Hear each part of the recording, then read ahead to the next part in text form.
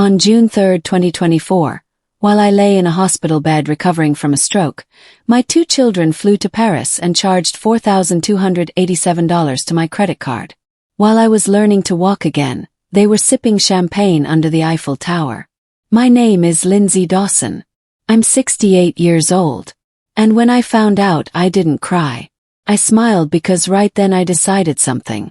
If they could walk away from me that easily, I could walk away from everything they thought they were going to inherit. If you're listening from somewhere far away, drop your city in the comments so I can see how far this has traveled. And please stay with me until the end. This story isn't just mine. Might be yours too. It was 2:15 in the morning when I woke up on my bathroom floor, unable to move my left arm. Thank God for Pamela Wilson. My 76-year-old neighbor heard the thud through her window and called 911. She rode with me in the ambulance, holding my hand while I couldn't form words. Couldn't tell her how terrified I was. They took me to Memorial Hermann Hospital in Houston, the same hospital where I'd worked as a nurse for 40 years. Now I was the patient being wheeled through emergency, blood pressure cuffed tight around my arm, machines beeping frantically. Dr. Rodriguez recognized me immediately. I'd worked with him when he was a resident. Lindsay, good Lord, get her to imaging now. 6 hours of tests later, he came back with relief in his eyes. You're lucky. Ischemic stroke. We caught it early. You'll need therapy, but you should recover fully. Lucky. That's what he called it. They moved me to a private room at 7 a.m. I lay there watching the Houston sunrise, already planning the calls I'd make. My son Trevor, first, 42, CPA, lives in Sugarland with his wife Natalie and my grandkids Mira and Jaden. Then my daughter Kira, 39, teaches 3rd grade, lives close by. I raised them both alone after their father died. Daniel Dawson lost his battle with colon cancer in 2010. After he passed, I worked 3, sometimes 4 12-hour shifts a week, night shifts, weekends, holidays. Came home with swollen feet and an aching back, collapsed into bed, did it all again for years so they could finish graduate school, buy their first homes, give my grandchildren good Christmases. At 8:30 a.m. I called Trevor. Voicemail. Trevor, honey, it's Mom. I'm in the hospital. Memorial Hermann. I had a stroke last night, but I'm okay. Can you call me? I'd really like to see you. Called Kira. Straight to voicemail. Baby girl, it's Mama. I'm at Memorial Hermann. Had a stroke. I'm all right, but I'm scared and I'd love to see your face. Call me. Love you. By noon, neither had called back. The nurses came and went. One of them was Jaslyn, late 20s with kind eyes. She remembered me from a hospital reunion. Your family coming by? She asked while checking my blood pressure. I called them this morning. They're probably just busy. Something flickered across her face. Pity or recognition. But they didn't come. Not that day. Not the next. Not the day after that. I watched other patients' families fill the halls. The man next door had visitors all day. Wife, kids, grandchildren laughing through the wall. The elderly woman across from me got fresh flowers every afternoon from her daughter. Me. Had Pamela. She came every day with magazines and pound cake from church. She never asked about my children. Maybe she could see the answer in my face. On the 3rd night, lying there in the dark, I finally let myself think it. They're not coming. They knew where I was. I'd left messages. The hospital had called them, and they'd chosen not to come. I cried into my pillow that night. 68 years old, crying like a child, grieving not for what I'd lost, but for what I'd never had. And then in that emptiness, a question formed. If they didn't care enough to visit, what else didn't they care about? Therefore, Dr. Rodriguez was pleased with my progress. My speech was clearer, the weakness improving. Jaslyn came in at 8:30 looking uncomfortable. Mrs. Dawson, she hesitated. I don't know if I should say anything. My stomach tightened. What is it? She pulled out her phone. I was on Instagram last night and the algorithm showed me. Sorry. Maybe I shouldn't show me. She turned the screen toward me. Kira. My Kira. Standing in front of the Eiffel Tower, arms spread wide. Huge smile. Red dress I'd never seen. Caption: dreams do come true. Hashtag Paris, hashtag family vacation, hashtag living my best life. Posted June 4th. The day after I called her from the hospital. There's more, Jaslyn said softly. Trevor at the Louvre posted June 5th. Kira's kids eating crepes posted June 4th. Group shot. Trevor, Natalie, Kira, all 4 grandchildren outside a restaurant. Posted yesterday. Hashtag family time, hashtag memories. They were all there together without me while I was lying here. Jaden holding ice cream. Mira in a beret. Everyone smiling. They looked complete, like nothing was missing. I thought maybe they'd called and told you about the trip, Jaslyn said gently. No, they didn't mention it. After she left, I scrolled through the photos. They'd left June 3rd, the same day I had my stroke. Had they already been planning this or gotten the news and decided to go anyway? I didn't know which was worse. The rest of the day passed in a haze. I smiled at Pamela's visit and didn't mention what I'd seen. That night, alone, I let myself feel something I hadn't since Daniel died. Anger. Cold, hard anger that settled into my bones. I thought about every sacrifice, every extra shift when my feet screamed. Every Christmas I'd spent my last dollar, every tuition payment, every down payment I'd helped with. I thought about Daniel and how disappointed he'd be. I reached for my journal and began to write. June 6, 2024, Day 4. Found out Trevor and Kira are in Paris. Have been since June 3rd, the day I had the stroke. They know I'm here. They chose not to come. They chose Paris instead. Pause.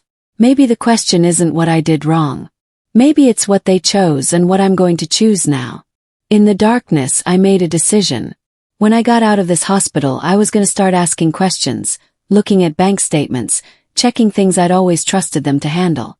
Because if they could lie about where they were, what else had they been lying about? Dr. Rodriguez discharged me June 9th. Continue the blood thinners. Keep up with PT. Follow up in 2 weeks. Any dizziness, numbness, trouble speaking, call 911 immediately. Pamela picked me up at 10 a.m. We didn't speak much during the 20-minute drive back to Houston Heights. We turned onto Ashland Avenue and my heart sank. My grass was 8 inches high. Flower beds overrun with weeds. The porch covered in 2 weeks of yellowed newspapers. The mailbox so stuffed that mail spilled onto the ground. When did you last ask someone to check on the house? Pamela asked quietly. I called Trevor that first day. I assumed he'd come by. Pamela's jaw tightened. Walking up to my own door felt surreal. The hanging petunias were dead and brown. A water-damaged package sat crushed against the door. Inside, the smell hit me. Stale air, spoiled food, mildew. The air conditioning was off. 87 degrees in my own house. No one had come, not once in 7 days. Pamela brought in armfuls of newspapers and mail, then went to clean the spoiled food from my kitchen. I heard her finding the Tuesday dinner casserole that had been rotting for over a week. I reached for the pile of mail with shaking hands, bills, property tax, insurance, and then a thick envelope from Chase Bank. My credit card statement. I should have waited, should have rested, but my hands were already tearing it open. First page, routine charges, groceries, gas, pharmacy. The second page made my heart stop. June 3rd, Air France, $1,245. June 3rd, Hotel Le Bristol, Paris, $890. June 4th, Louvre Museum Shop, $425. June 5th, Le Jules Vin Restaurant, $650. June 6th, Louis Vuitton Champs, $312. June 6th, La Durie Paris, $89. June 7th, Palace of Versailles, $176. More restaurants, more shops, boat tours, souvenirs, statement balance, $4,287.62. June 3rd, the day I had my stroke, the day Pamela found me on my bathroom floor. That same day, someone charged $1,245 to my credit card for airline tickets to Paris. Primary card, Trevor Dawson, authorized user, Kira Dawson Rivers. I'd added them during Daniel's illness when I needed help managing bills. I'd never taken them off. While I was fighting for my life, They'd used my card to fund their vacation. Hotels, fancy restaurants, designer handbags. Lindsay. Pamela stood in the doorway. What's wrong? I held up the statement. She read it, her face changing from shock to disbelief to anger. They charged a vacation to your card while you were in the hospital. While I was alone, I finished. We sat in silence, the paper between us like evidence. I knew they'd gone, I said hollowly. I saw the Instagram posts, but I didn't know they'd used my money. What are you going to do? Pamela asked gently. I looked down at my hands. They'd stopped shaking. Something cold and clear was happening inside me. I don't know yet, but I'm going to figure it out. Pamela stayed all day helping sort mail, throwing away spoiled food, running laundry. She made sure I had groceries before she left. Call me if you need anything. Promise me. Promise. After she left, I stood in my living room. This house had been my haven. Now it felt empty in a way that had nothing to do with furniture. I went upstairs to the bedroom I'd shared with Daniel. I picked up our 20th anniversary photo from the nightstand. Daniel, I whispered. What would you do? But I already knew. Daniel had been kind but firm about boundaries, about respect. He would have been heartbroken, but he would have been clear about consequences. I opened my nightstand drawer and pulled out my old address book. I flipped through until I found it. David Fletcher, attorney at law, Beatrice's friend. He'd helped with Daniel's estate. He was good and honest. Too late to call tonight, but tomorrow morning first thing I would. Because if they could take $4,000 for a vacation without asking what else had they taken. I needed to know. I needed to see everything. And then I needed to decide what came next. That night I barely slept. I lay in bed listening to the house settle. Every creak and groan suddenly feeling different. Wake up, it seemed to say. Look around. Pay attention. I'd spent so long trusting, believing, assuming the best. Assuming that love was enough, that blood was enough, that being a good mother meant my children would be good children in return. I'd been wrong. And while that realization hurt more than any stroke ever could, it also did something unexpected. Set me free. The morning after I got home, I woke at 6 a.m. with my mind already racing. My body was still healing, still weak, but my thoughts were sharp and clear in a way they hadn't been in years. I made coffee and sat at my kitchen table with a credit card statement spread in front of me. In the early morning light, the numbers looked even worse. $4,287.62 while I'd been in the hospital terrified and alone. 7:30 my phone rang. Pamela, how'd you sleep, honey? Not much, I admitted. Pamela, I need to ask you something. Did you see them? Trevor or Kira? Did they come by the house at all while I was in the hospital? Long pause. Lindsay, please. I need to know. I saw them, she said quietly. June 2nd, late afternoon. Both cars in your driveway. They were loading suitcases into Trevor's Tesla. Big suitcases like they were going somewhere far. The kids were excited, running around. Natalie was checking her phone, looking at something. They all looked happy. My chest tightened. What time? Around 5, maybe 6 o'clock. A wave. Trevor waved back, but didn't stop to talk. They left in a hurry. 5 or 6 p.m. on June 2nd. Just hours before I had my stroke at 2 a.m. on June 3rd. They'd been packing for Paris while I was home alone, about to collapse on my bathroom floor. Thank you for telling me, I managed. Lindsay, what are you going to do? I'm going to call Beatrice and then I'm going to call a lawyer. Beatrice Carson answered on the second ring. We'd been friends for 30 years, met at a church potluck back in 1994, and bonded over our love of Agatha Christie novels and our disdain for people who didn't return library books on time. She'd been a social worker for 40 years before retiring. If anyone knew how to navigate difficult family situations, it was Beatrice. Lindsay, Pamela called me this morning. She told me what happened. I'm coming over. B, you don't have to. I'm already in my car. Be there in 20 minutes. She arrived in 15, letting herself in with the spare key I'd given her years ago. 65 years old, 5 feet 2 inches, with silver locks and eyes that missed nothing. She took one look at me sitting at that kitchen table and pulled me into a hug. Oh honey, I'm so sorry. I let myself lean into her for just a moment, then pulled back. I need help, B. I need to figure out what's really going on. Show me everything.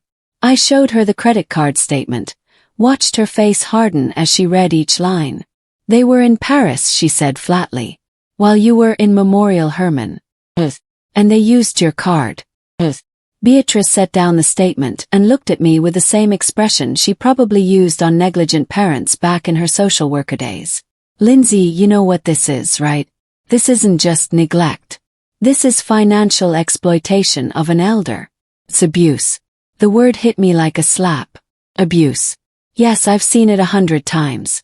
Adult children with access to their parents' money taking advantage. Usually it starts small. A tank of gas here, a grocery run there, then it escalates. She tapped the statement. This is escalation. But I gave them access to my card during Daniel's illness when I needed help. That was 14 years ago. Lindsay, did you ever take them off?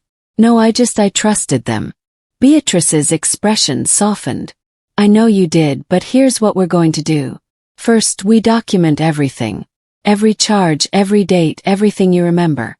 Second, we check all your other accounts. Third, we call David Fletcher. I was planning to call him this morning. But Lindsay, before you do, are you sure you want to go down this road? Once you start asking questions, once you start looking into things, you can't unsee what you find. And it might be worse than you think. I thought about those Instagram photos about my grandchildren eating crepes in Paris while I lay in a hospital bed. About 7 days of silence. I'm sure. Beatrice pulled out her phone. Then let's get started. Beatrice helped me organize everything methodically. We created folders, one for each account, one for property documents, one for insurance. She brought her old case file system from her social worker days. Documentation is everything, she said. If this goes legal, we need a paper trail. We started with my credit cards. I had two. The Chase card Trevor and Kira had access to and a Capital One card that was mine alone. Beatrice logged into my accounts while I watched. The Chase card history went back 6 months. We printed it all. January through May looked normal. Occasional charges from Trevor. Gas, groceries, a few restaurant meals. Nothing excessive. Kira used it less, maybe once or twice a month. Then June 3rd, the day everything changed. But as we kept scrolling back through the statements, Beatrice's finger stopped on a line from April. Lindsay, what's this? April 17th, Frost Bank, $2,000. Cash advance. I leaned closer. I don't know. I didn't take out cash. Who else has access to this card? Just Trevor and Kira. Beatrice highlighted it. We need to ask about this. We found 2 more. March 8th, $1,500 cash advance. February 22nd, $1,200 cash advance. $4,700 in cash advances. I hadn't known about before the Paris trip. This has been going on for months, Beatrice said quietly. My hands were shaking again. Why would they need cash? That's what we need to find out. We moved to my bank accounts. Checking and savings at Wells Fargo, where I'd banked for 30 years. The checking account looked normal. My pension deposits, Social Security, automatic payments for utilities and insurance. But the savings account made my stomach drop. Balance $3,847. I stared at the number. That can't be right. What should it be? Around 40,000, maybe 42. I've been saving since Daniel died. Every month I put money away for emergencies for the grandkids' college fund. Beatrice's jaw tightened. Let's look at the transactions. We pulled up 6 months of history. A pattern of withdrawals, always on the first of the month, always $2,000, always labeled transfer to external account. January 1st, $2,000, February 1st, $2,000, March 1st, $2,000, April 1st, $2,000, May 1st, $2,000, June 1st, $2,000. $12,000, Beatrice said. Gone in 6 months. Where's it going? I clicked on one of the transfers. External account ending in 7843. That's not my account number, I whispered. Beatrice pulled out her phone. I'm calling David Fletcher right now. David Fletcher met us at his office on a Wednesday morning. 52 years old, sharp suit, kind eyes behind wire-rimmed glasses. He'd handled Daniel's estate 14 years ago, and had been patient and thorough even when I was too grief-stricken to understand half of what he was explaining. He listened while Beatrice and I laid out everything. The hospital stay, the Paris trip, the credit card charges, the cash advances, the mysterious transfers from my savings. When we finished, he sat back and steepled his fingers. "Mrs. Dawson, I need to ask you some questions. Did you authorize these transfers? No. Did you authorize the cash advances? No. Did you give anyone power of attorney? No, just the credit card access years ago. Do you have online banking? Yes, but I rarely use it. I usually go to the branch." David made notes. "Have you changed your password recently?" "Not in years. It's the same one I've always used." Pause. "Trevor helped me set it up. He knows it." David's pen stopped moving. He looked up at me. "Mrs. Dawson, I need to check something. Can you give me authorization to pull your credit report and check property records?" "Course." "Why?" "Because if they have your passwords and your credit card information, they might have more access than you realize." Took him 3 days to get the reports. He called me on Saturday morning. "Mrs. Dawson, we need to meet today if possible. Can you come to my office at 2? Something in his voice made my blood run cold. "What did you find?" "I'd rather show you in person. Can you bring Pamela and Beatrice?" We sat in his office at 2 p.m. Me, Pamela, and Beatrice on one side of his desk, David on the other with a thick folder in front of him. "I'm going to be direct," he said. "What I found is serious, potentially criminal." My mouth went dry. "What is it?" He opened the folder and pulled out a document. "This is a copy of a loan application filed with Frost Bank 18 months ago, December 2022. The loan amount was $150,000. I didn't take out a loan." "I know, but according to this, you did. Your signature is on the application. Your house at 847 Ashland Avenue is listed as collateral." The room tilted. Beatrice grabbed my hand. "That's not my signature," I managed. David pulled out another document. "My mortgage papers from 1992. This is your signature from when you and Daniel bought the house. And this." He placed them side by side. "Is the signature on the loan application. They're not the same." Pamela leaned forward, squinting at both documents. "They're similar, but the way the L curves, it's different." "Exactly," David said. "This is forgery. Someone forged your signature to take out a loan against your house." "Ooh." But I already knew the answer. The loan was approved to Trevor Andrew Dawson. The bank statements show deposits were made into an account in his name.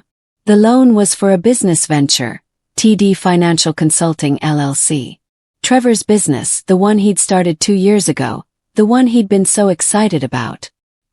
He'd used my house as collateral without asking, without telling me. "How much does he owe?"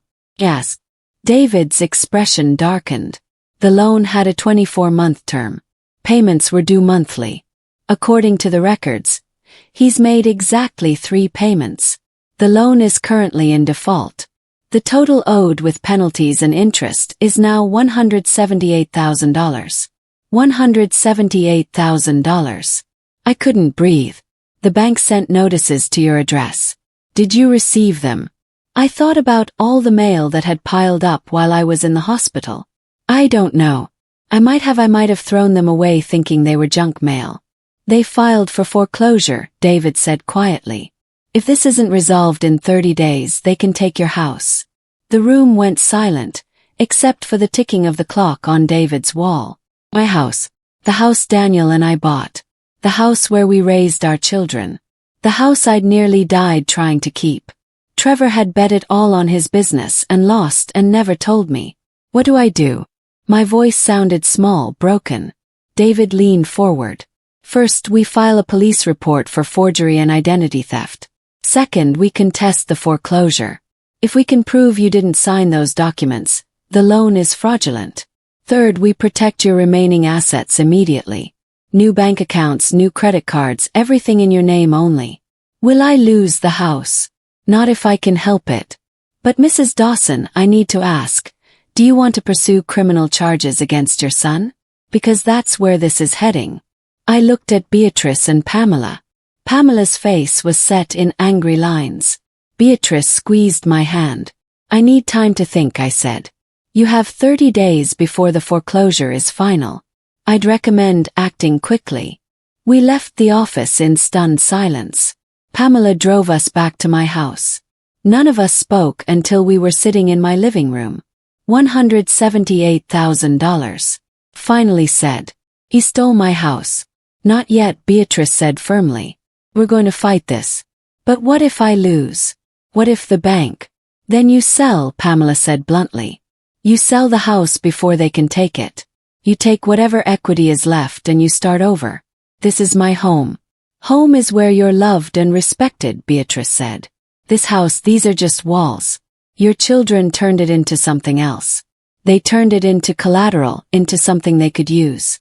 I looked around the living room. 32 years of memories. Daniel proposing right there by the fireplace. Trevor taking his first steps on that rug. Kira's 16th birthday party in this room. But Beatrice was right. They'd changed what this place meant. They'd turned my sanctuary into currency. I want to see everything, I said. Every account, every document, every charge. I want to know exactly what they've done. Beatrice nodded. That's going to take time, maybe a week to pull it all together. Then we have a week. Because when they get back from Paris, when they come here expecting everything to be the same, I want to know exactly what I'm dealing with. What are you going to do? Pamela asked.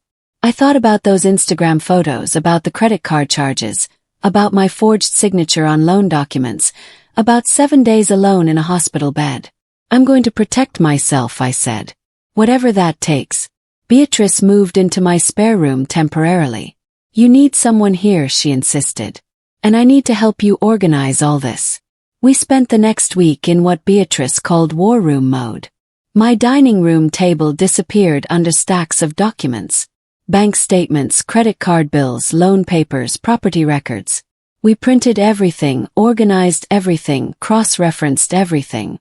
David sent over a forensic accountant, a woman named Sherry Bradford, who specialized in elder financial abuse cases. She was 48, efficient, and had zero patience for excuses. Let's see what we're working with, she said, sitting down at my dining room table. We showed her everything. She worked through it all methodically, making notes, creating spreadsheets, asking questions. After 3 hours, she looked up. Mrs. Dawson, the total amount taken from your accounts over the past 18 months is approximately $196,000. The number hit me like a physical blow. That includes, Sherry continued, the $150,000 loan, the $12,000 in unauthorized transfers from your savings, the $4,700 in cash advances, the $4,287 for the Paris trip, and various other charges I found going back to January of last year. Small things mostly, $200 here, $500 there, it adds up. $196,000, I repeated. Yes. And that's not counting the interest and penalties on the defaulted loan, which brings the total exposure to over $220,000. I'd worked for 40 years. 40 years of 12-hour shifts and aching feet and sacrifice. And in 18 months my children had taken or obligated me for over $200,000. What are my options? Asked. Sherry looked at David, who nodded.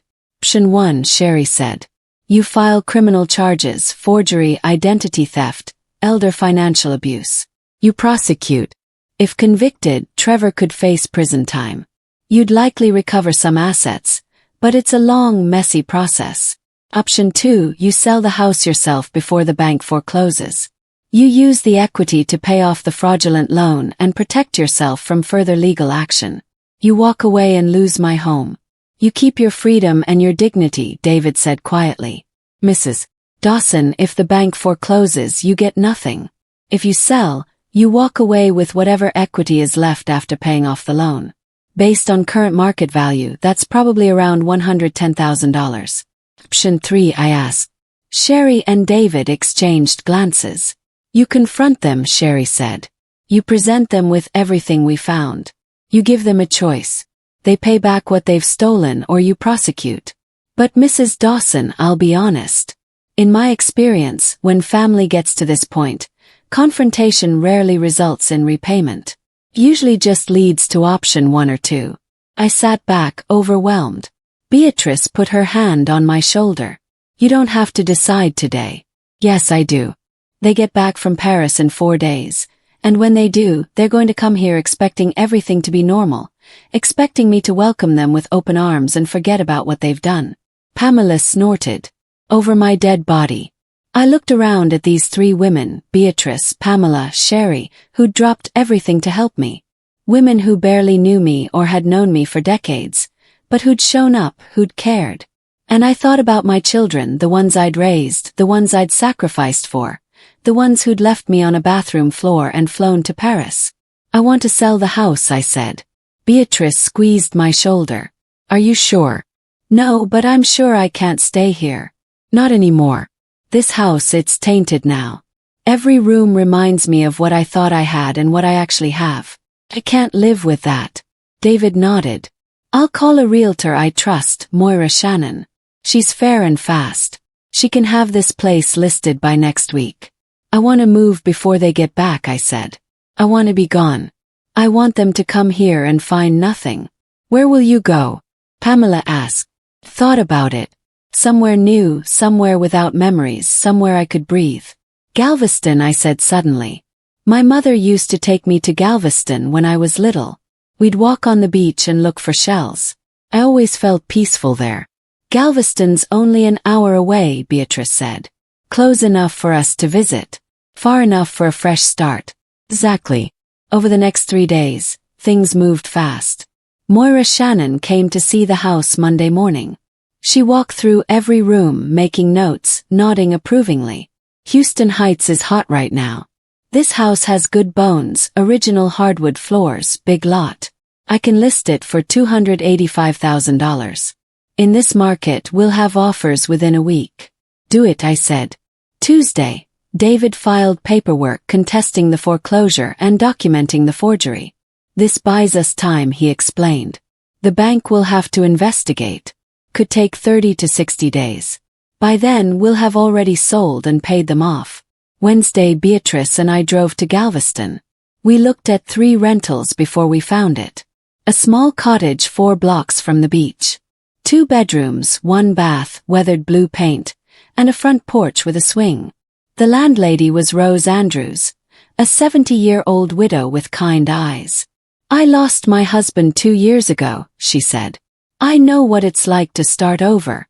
First month is normally $2,000, but for you I'll do $1,500. Rent to own if you decide you like it here.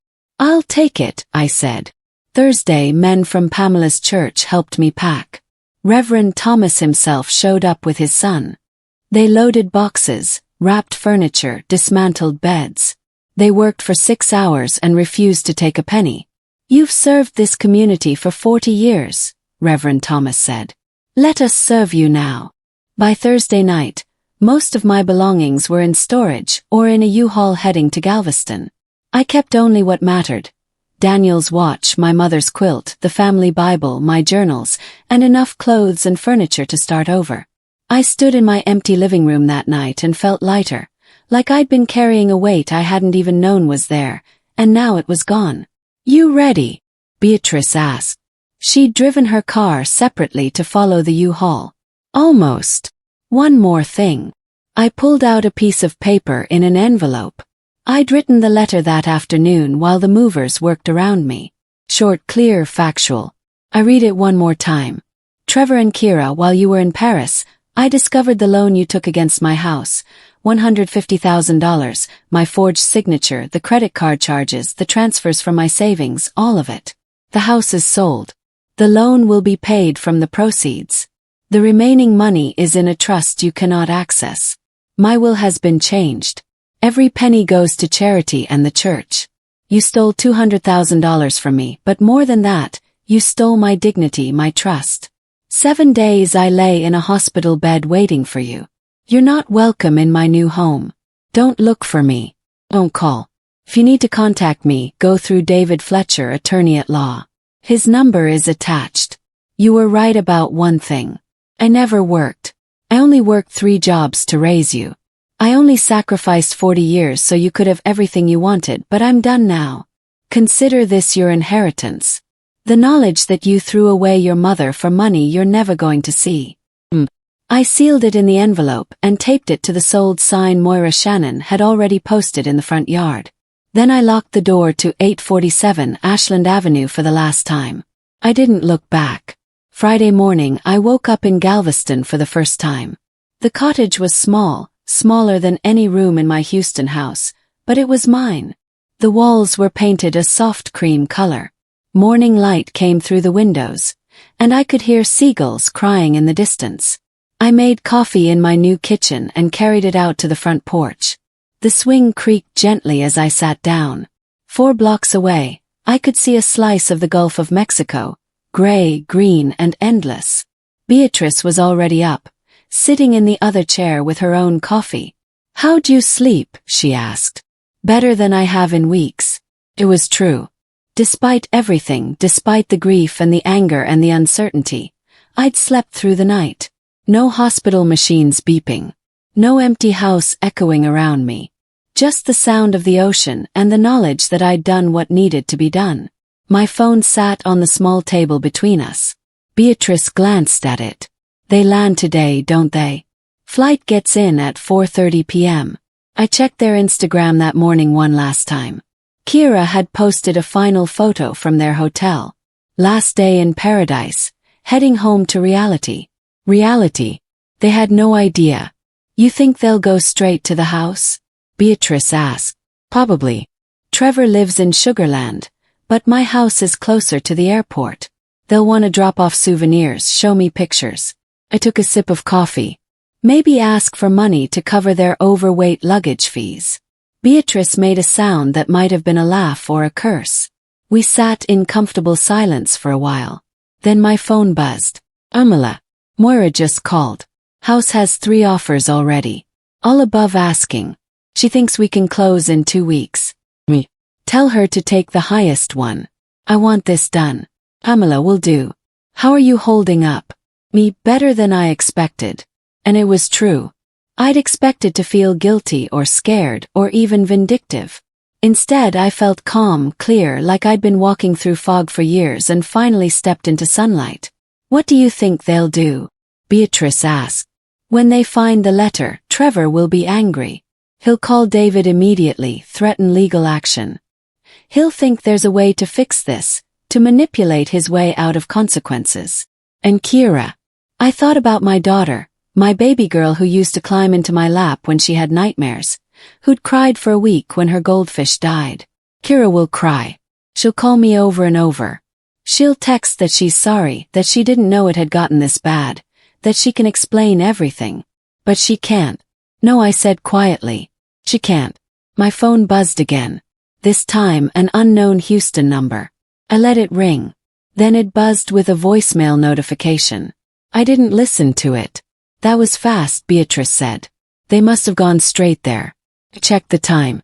5:45 p.m. They probably landed early. Got through customs quick. The phone rang again. Same number. Then a text. "Mom, this is Trevor. Call me immediately." Another text. "Mom, please. What is going on?" Another call. I turned the phone face down on the table. "You're not going to answer?" Beatrice asked. "Well, David has strict instructions. All communication goes through him. That's what the letter said. They're not going to respect that." "I know, but I will." We sat there as the sun climbed higher and my phone continued to buzz and ring. Trevor called 6 times. Kira called 4. Text messages piled up. I could see the notifications lighting up the screen, even face down. Finally, around 7 p.m., my phone rang with a number I recognized. "David Fletcher," I answered. "Hello, Mrs. Dawson. I've just had a very intense call with your son." "I imagined so. He's threatening to sue you for the house.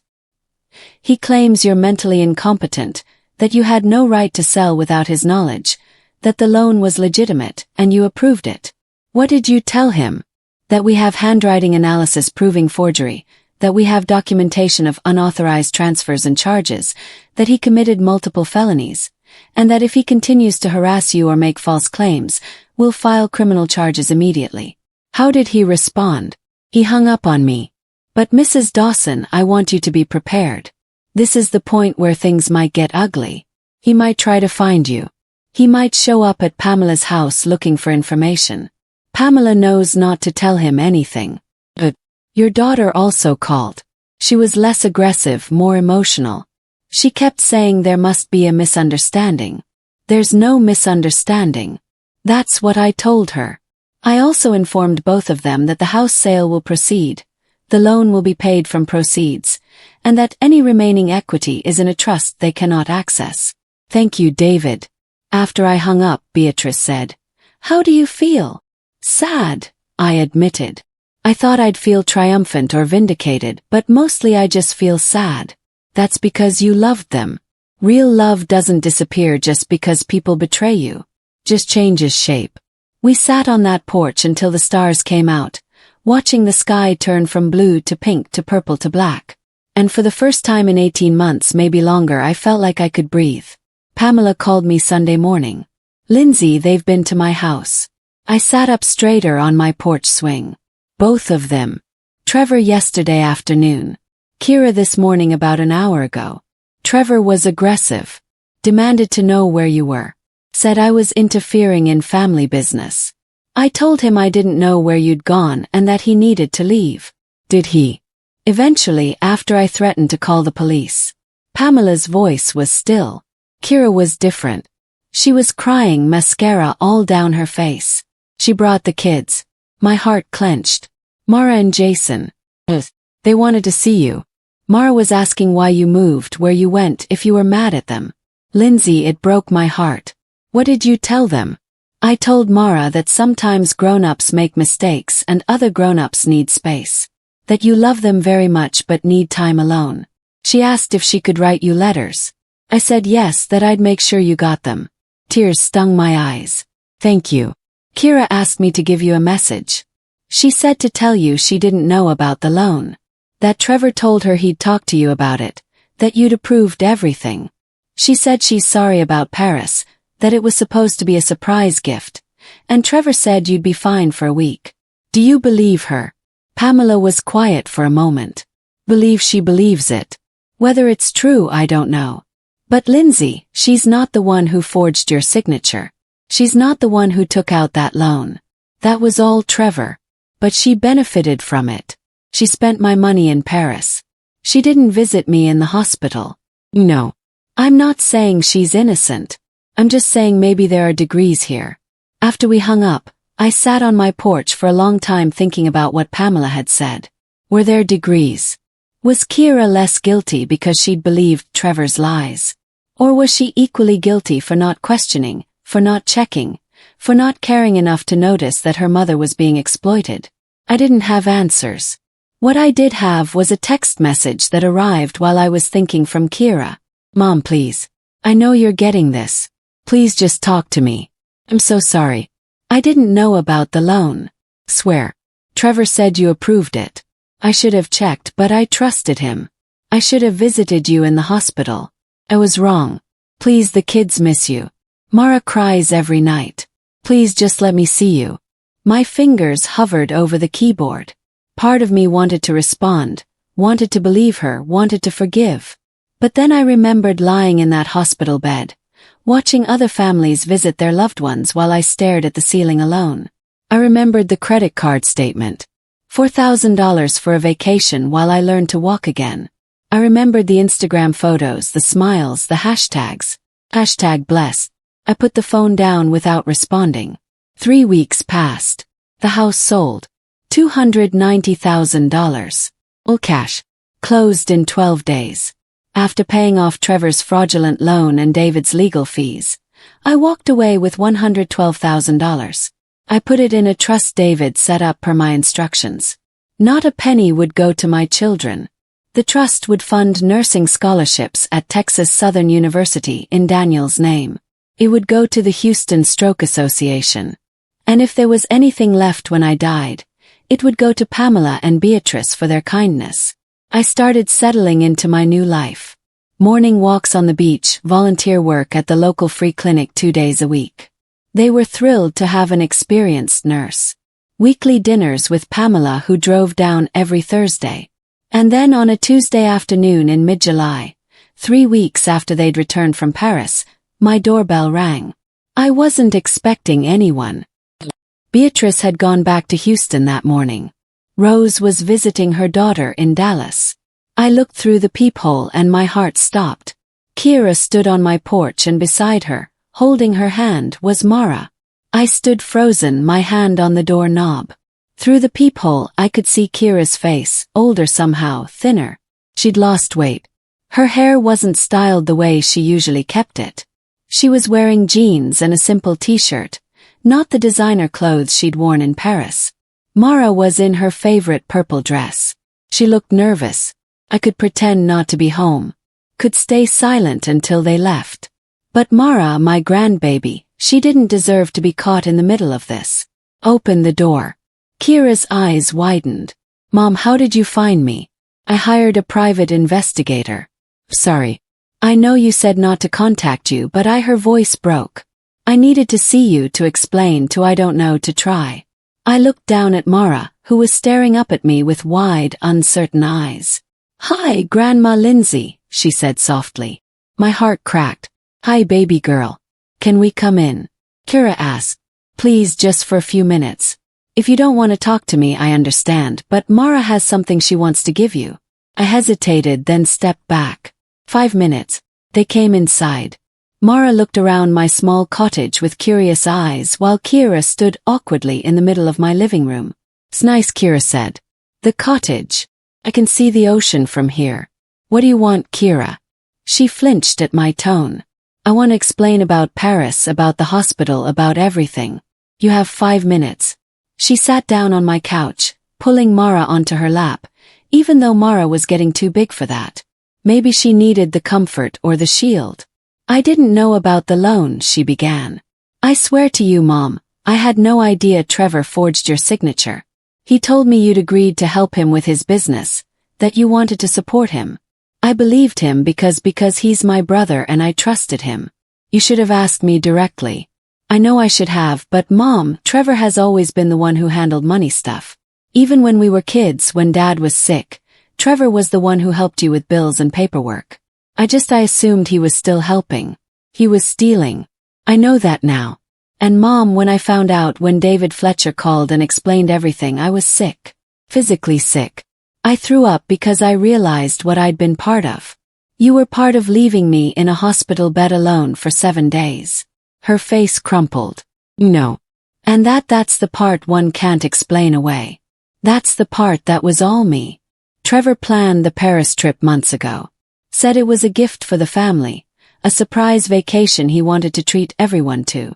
He said you knew about it, that you'd encouraged us to go. He said you were fine, that Pamela was checking on you. I wasn't fine. I had a stroke. I know, Mom. When Trevor told us you were in the hospital, it was the morning we were supposed to fly out. June 3rd. We were at the airport. He said you'd had a minor incident, but that you were stable, that there was nothing we could do, that you'd be upset if we cancelled our trip after all his planning. He made it sound like you'd be disappointed in us if we didn't go. And you believed him. And I shouldn't have. I should have gotten on a plane back to Houston immediately. I should have gone to that hospital and held your hand. Instead, her voice broke completely. Instead, I posted pictures on Instagram. Ate crepes. I smiled for photos while you were lying there alone. And Mom, I will regret that for the rest of my life. Tears were streaming down her face now. Mara was watching her mother cry, her own eyes filling with tears. Mommy, don't cry, Mara whispered. I wanted to stay hard, wanted to keep my walls up, but watching my daughter break down, watching my granddaughter try to comfort her mother, it hurt. The credit card charges, I said. $4,000. That was wrong. I know it was wrong. Trevor said he'd cleared it with you, that you'd told him to put the trip on your card and you'd settle up later. I should have questioned it. Should have checked. But I was caught up in the excitement and I didn't think. Mom, I will pay you back every penny. It'll take me time, but I will. I don't want your money, Kira. Then what do you want? I looked at her. Really looked at her. My daughter, the little girl I'd raised alone after Daniel died. The one who used to help me fold laundry and practice her spelling words at the kitchen table.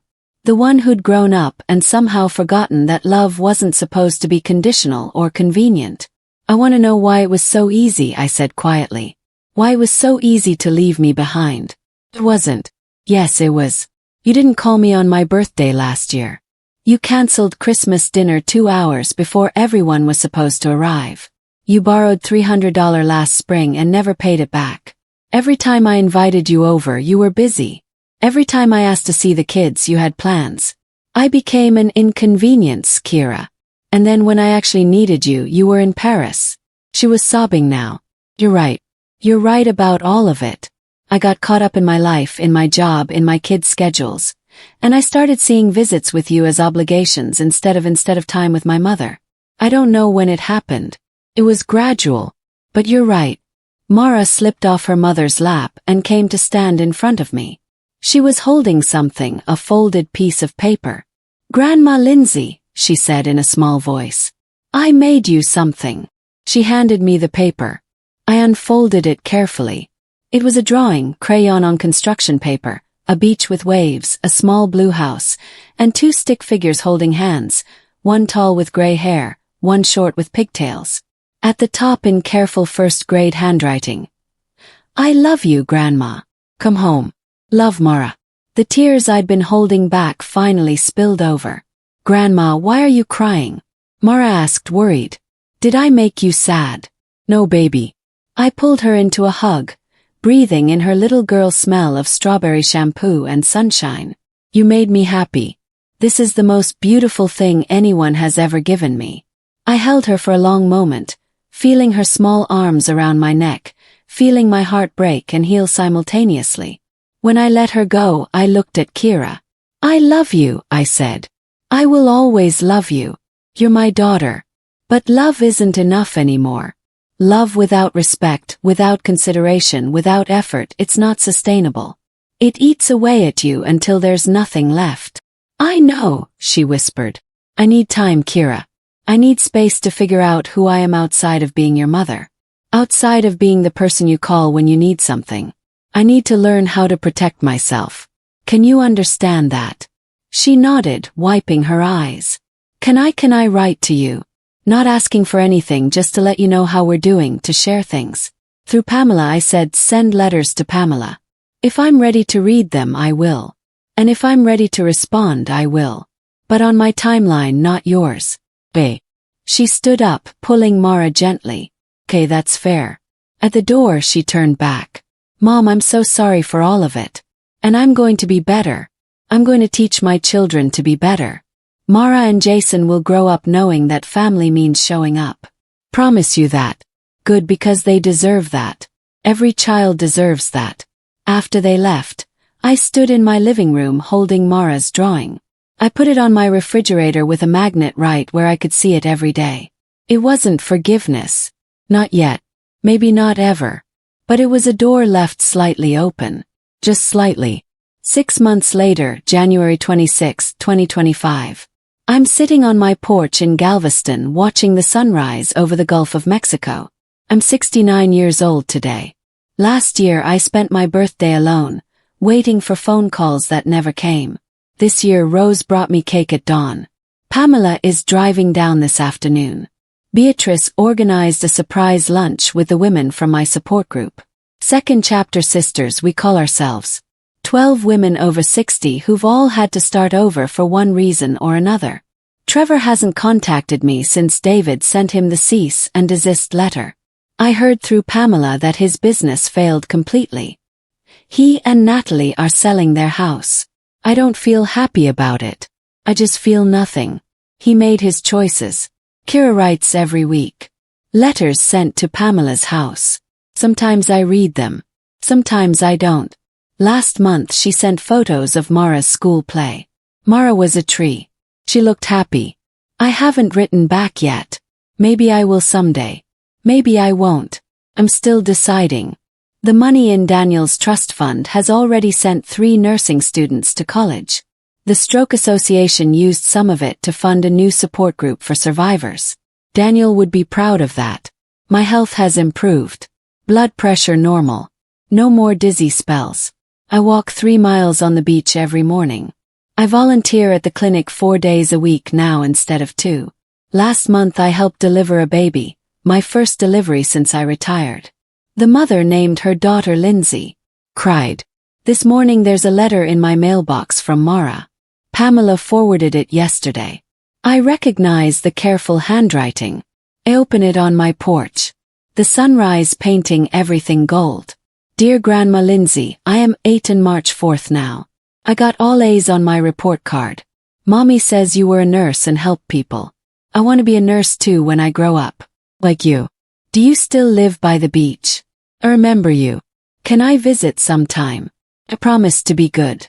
Miss you. Love, Mara Rose. P.S. Jason misses you too, but he's only 6, so he doesn't write letters yet.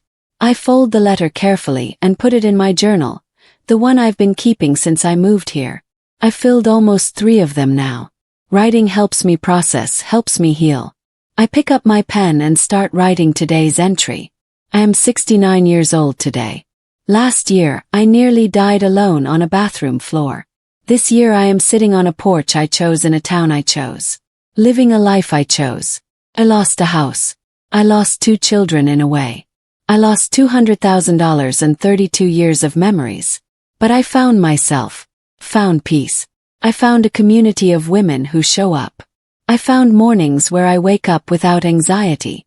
I found the ability to say no, to set boundaries, to choose myself. People ask me if I'm angry. I'm not. I'm sad sometimes. I miss who I thought my children were, but I don't miss who they actually became. If you're reading this someday, if you're in that hospital bed or on that bathroom floor or sitting in that empty house wondering how it got this bad, I want you to know something. You are not too old to start over.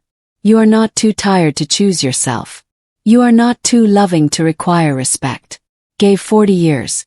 The rest is mine, and mine is beautiful. I close the journal and look out at the ocean. A neighbor child runs past waving. I wave back smiling. Not the bitter smile of revenge. Not the sad smile of regret. Just the genuine smile of a woman who finally learned that sometimes the greatest act of love is knowing when to let go. The sun climbs higher, the waves keep rolling in. And for the first time in my 69 years, I know exactly who I am. I am Lindsay Dawson. I am enough and I am free. If this story touched you, please share it because somewhere someone needs to hear that it's okay to choose yourself, that it's okay to walk away, that it's never too late to reclaim your life. Drop your city in the comments and let me know where this story reached you. And to everyone who's ever felt invisible, forgotten, or taken for granted, I see you.